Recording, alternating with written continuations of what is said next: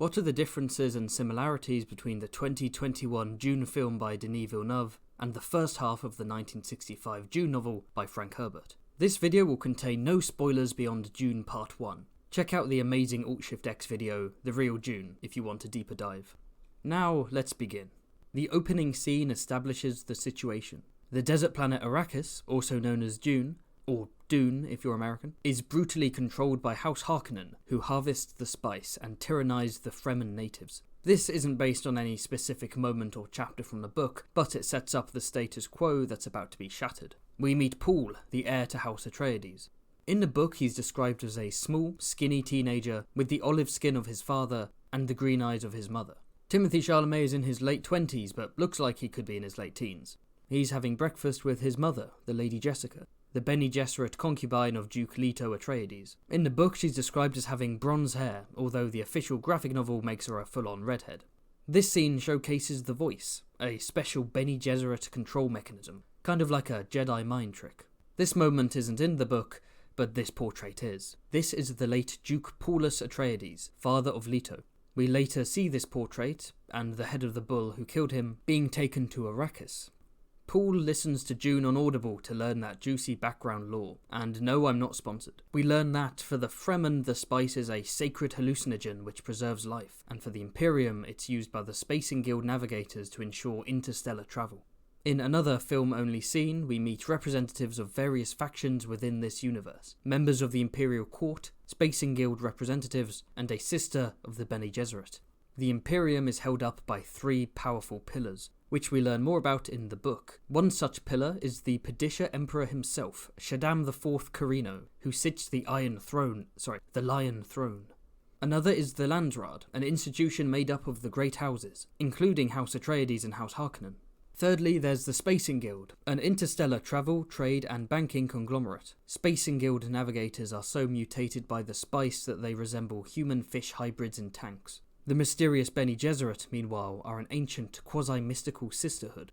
One important faction not mentioned in the film is the Combine Honet Ober Advancer Mercantiles, also known as the CHOAM Company, a monopoly encompassing almost all economic affairs. All the great institutions within the Imperium have a stake in CHOAM. Receiving these representatives are Leto Atreides, Gurney Halleck, and Thufir Hawat. Duke Leto is described as an olive-skinned man with regal features, so Oscar Isaac is perfect casting. Gurney Halleck, however, is not the handsome Josh Brolin, but a small, ugly, balding lump of a man with a large ink-vine scar. Thufir Hawat, the Mentat human computer, is described as an elderly man with red-stained lips from sappho juice, which increases Mentat powers. The Mentats in this movie sport a black symbol on their lower lip, which looks more like a tattoo to signify their profession, perhaps something similar to the Sook School forehead diamond. Another character we meet is the Swordmaster Duncan Idaho, described in the books as a handsome man with a dark round face. In the movie, we catch him leaving for Arrakis to spend time with the Fremen.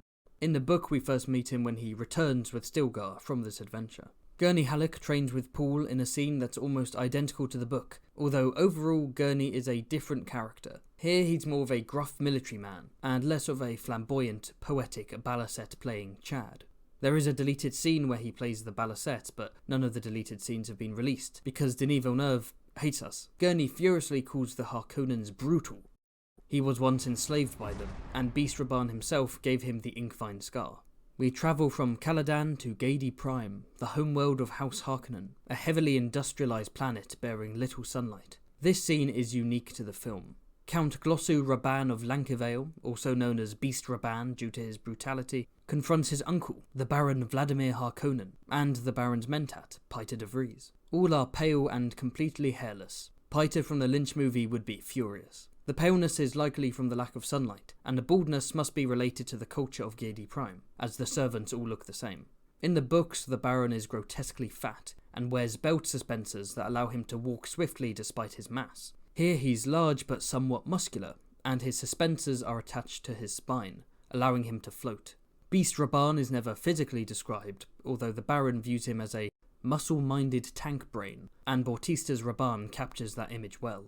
Piter de Vries, however, is described as a feminine man with red-stained lips, and the blue-on-blue eyes of a spice addict. In the film, he bears the Mentat lip tattoo, and doesn't have blue eyes. Our first Harkonnen scene in the novel is a lot different. The grandiloquent, flamboyant Baron lays out his evil schemes directly to his sullen nephew, Feyd-Rautha, who makes his debut in Dune Part 2. The Emperor has gifted Arrakis to House Atreides, the Harkonnen rival. Spice production will be sabotaged, and the Harkonnens will be justified in the eyes of the Landsraad in seizing the planet back and wiping out House Atreides. But the Baron does not just want to wipe them out, he wants Duke Leto to suffer. Part of his plan involves making him believe that Lady Jessica is the traitor. Meanwhile, Paiter, a sadistic creep, wants Jessica to himself. The Baron has a toxic back and forth with Paiter. The two men rely on each other just as much as they despise each other. This dynamic is not present in the movie. Which brings us to the famous Gom Jabbar scene from the book. Paul keeps his hand in the pain box to prove to the Reverend Mother Gaius Helen Mohayim that he is a human and not an animal. He may just be the Kwisatz Haderach, the powerful prophesized product of genetic manipulation by the Bene Gesserit. Before this scene, we also meet Dr. Wellington Yueh, the Atreides doctor. He bears a diamond tattoo on his forehead to display his imperial conditioning. In the film, he appears a few more times before revealing his motivations to Duke Leto during the betrayal. In the books, we are inside Dr. Yueh's head as he grapples with his impending betrayal. In one such scene, he gifts Paul a tiny little book, the Orange Catholic Bible, a fusion of all significant religious thought. The OC Bible apparently appears in a deleted scene. Dr. Yueh's imperial conditioning is broken by the Harkonnens because they kidnap and torture his wife, Wanna Marcus, a Bene Gesserit sister. In the film, we see a black creature with human hands, the Harkonnen pet. Some suspect this creature may be Wanna, but more likely, Denis Villeneuve just really likes giant spiders in his movies. The Atreides finally arrive on Arrakis, introduced by a man playing bagpipes.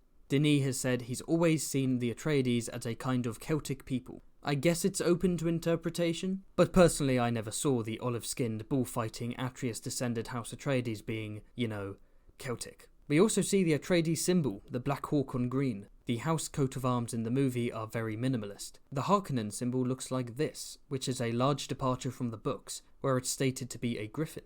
In the 2000 Dune video game, it's a bull's head, which I personally think fits their vibe better than griffins. The scene between Jessica and Shadout Mapes, where she is presented with a crysknife, is directly from the book. The crysknife is made from the tooth of a sandworm, which the Fremen call Shai Hulud. Perhaps the strangest change from the book are the palm trees. The date palms in the film are sacred to the Fremen despite the water they use, while in the book they're a symbol of power left over by House Harkonnen.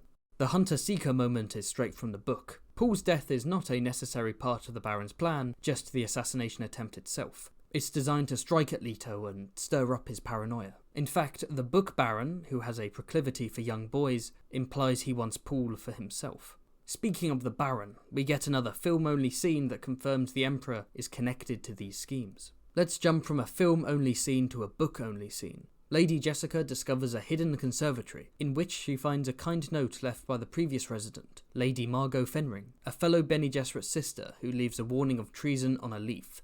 No, really. The books also delve into the Harkonnen plot to create suspicion around Jessica. Although Leto himself never falls for it, he can't let Jessica know that, to ensure that his frosty demeanour appears as natural as possible for potential spies. This Arrakeen council scene is very similar. We are introduced to Stilgar, who gives the gift of his body's moisture by spitting, and Leto promises not to hunt the Fremen. Leto and Paul meet Dr. Liet Kynes, the imperial ecologist and judge of the change, overseeing the power transition. In the book, Dr. Kynes is a man, the son of ecologist Dr. Pardo Kynes, and the father of the Fremen girl Chani. They travel in an ornithopter to a sand crawler, and due to Harkonnen sabotage, something goes wrong. In the film, the carrier is broken, while in the book it never actually arrives. Also, Book Leto only has thopter space to save all but 3 people, and asks the spice workers to draw straws. After this, we're greeted to the greatest scene in the history of cinema. This film-exclusive scene is set on Saluta Secundus, the prison planet of the Sardaukar, the Emperor's elite warriors. Paiter is discussing the recruitment of 3 battalions of Sardaukar. After all, the Atreides soldiers are some of the best trained in the galaxy. In the film, the Sardaukar take part in the attack on Arrakis as Sardaukar. In the book, they're disguised in Harkonnen livery, so as not to implicate the Emperor. Instead of this scene, the book gives us a lovely dinner hosted by the Duke. Guests include the Spacing Guild representative Susu, the water magnate Lingar Butte, and the smuggler Esmar Tuek. Attempted schemes unfold. Jessica realises that Susu is a Harkonnen agent, and a stillsuit manufacturer's daughter fails to seduce Paul. Later, drunken Idaho openly accuses Jessica of treason. She confronts Thufir, who genuinely suspects her and even considers killing her. We never see these internal Atreides divisions in the film. The coup is launched. Shadow Mapes is killed and Leto is knocked out by Yue, who gives him a poisoned tooth to kill the Baron. In the book, the Baron and Paita confront the bound Jessica and Paul. The Baron gives Paita the choice between ruling Arrakis or having Jessica for his own twisted amusement. Paita chooses the former. Jessica and Paul are sent to die in the desert, but Jessica uses the voice.